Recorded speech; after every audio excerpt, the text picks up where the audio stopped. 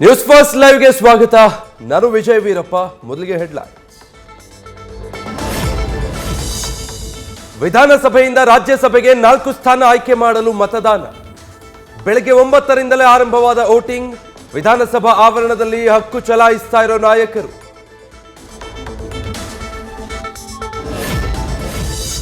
ನಾಲ್ಕು ಸ್ಥಾನಗಳಿಗೆ ಅಖಾಡದಲ್ಲಿರೋದು 5 ಮಂದಿ. ಗೆಲುವಿನ ನಗೆ ಬೀರಲು ಒಬ್ಬೊಬ್ಬರಿಗೆ ಬೇಕು 45 ಮತಗಳು.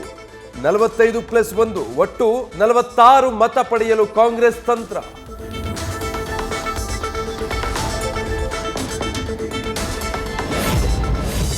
ಐದನೇ ಅಭ್ಯರ್ಥಿಯಿಂದಾಗಿ ಒತ್ತಡದಲ್ಲಿ ಕಾಂಗ್ರೆಸ್. ಸ್ವಪಕ್ಷ ಶಾಸಕರ ಮೇಲೆ ಹದ್ದಿನ ಕಣ್ಣು. ಬಿಜೆಪಿ ಜೆಡಿಎಸ್ ಮೈತ್ರಿ ಅಭ್ಯರ್ಥಿ ಹಿಮ್ಮೆಟ್ಟಿಸೋದಕ್ಕೂ ರಣತಂತ್ರ. ರಾಜ್ಯಸಭೆ ರಣಕಣದಲ್ಲಿ ದೋಸ್ತಿಗಳಿಗೆ ಅಗ್ನಿ ಪರೀಕ್ಷೆ. ಜೆಡಿಎಸ್ ಶಾಸಕರಿಂದ ಅಡ್ಡ ಮತದಾನದ ಬಗ್ಗೆ ದಳಪತಿಗಳಿಗೆ ಭೀತಿ.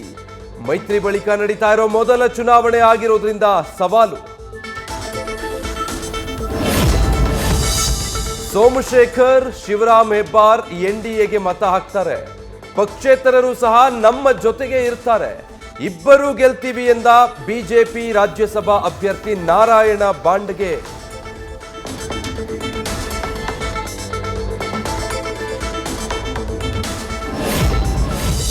ಕುಪೇಂದ್ರ ರೆಡ್ಡಿ ಹಾಗೂ ನಾರಾಯಣ ಬಾಂಡ್ಗೆ ಗೆಲುವು ನಿಶ್ಚಿತ.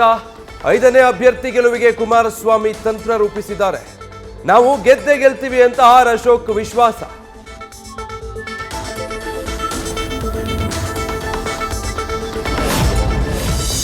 ಇಂದೇ ಅನೌನ್ಸ್ ಆಗಲಿದೆ ಗೆದ್ದ ಅಭ್ಯರ್ಥಿಗಳ ಹೆಸರು.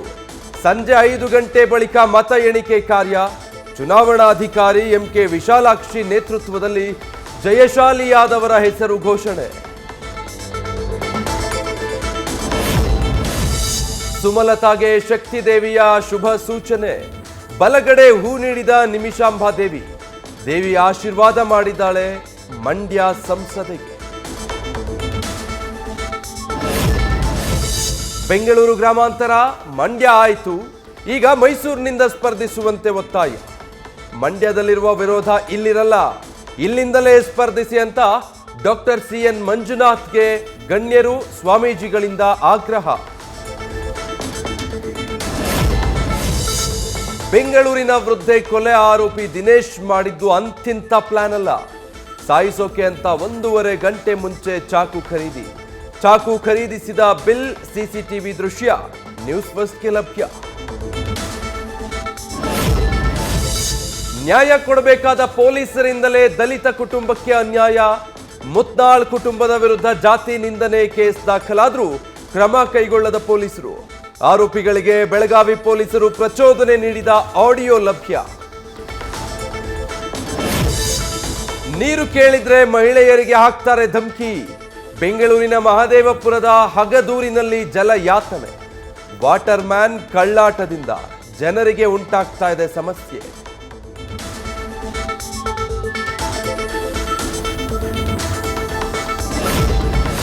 ಟ್ಯಾಂಕರ್ ನೀರನ್ನ ಕುಡಿಯುವ ಜನರೇ ಗಮನಿಸಿ. ನೀರಿನ ನೆಪದಲ್ಲಿ ವಿಷವನ್ನ ಮನೆಗೆ ಸಪ್ಲೈ ಮಾಡ್ತಿದ್ದಾರೆ. ಕೆಟ್ಟ ವಾಸನೆ ಜೊತೆಗೆ ನೀರಲ್ಲಿ ಹುಳಗಳ ಸಂಚಾರ. ನ್ಯೂಸ್ ಫಸ್ಟ್ ರಿಯಾಲಿಟಿ ಚೆಕ್ನಲ್ಲಿ ಆತಂಕಕಾರಿ ಅಂಶ ಬಯಲು. ವಯನಾಡ್ ತೊರೆಯಲು ಮುಂದಾದ್ರ ರಾಹುಲ್. ಈ ಬಾರಿಯೂ 2 ಕ್ಷೇತ್ರಗಳಲ್ಲಿ ಸ್ಪರ್ಧೆ ಸಾಧ್ಯತೆ. ಇಂಡಿಯಾ ಕೂಟದ ಸಿಪಿಐ ಜೊತೆ ಸ್ಪರ್ಧೆಗೆ ಹಿಂದೇಟು. ಆರ್ಟಿಕಲ್ 370 ಸಿನಿಮಾಗೆ ತಟ್ಟಿದ ಬ್ಯಾನ್ ಬಿಸಿ. ಜಮ್ಮು ಮತ್ತು ಕಾಶ್ಮೀರದ ವಿವಾದ ಹಾಗೂ ಭಯೋತ್ಪಾದನೆ ಬಗ್ಗೆಯ ಚಿತ್ರವಾಗಿರೋದ್ರಿಂದ ಚರ್ಚೆಗೆ ಗ್ರಾಸ. ಗಲ್ಫ್ ರಾಷ್ಟ್ರಗಳಲ್ಲಿ ಪ್ರದರ್ಶನಕ್ಕೆ ನಿಷೇಧ.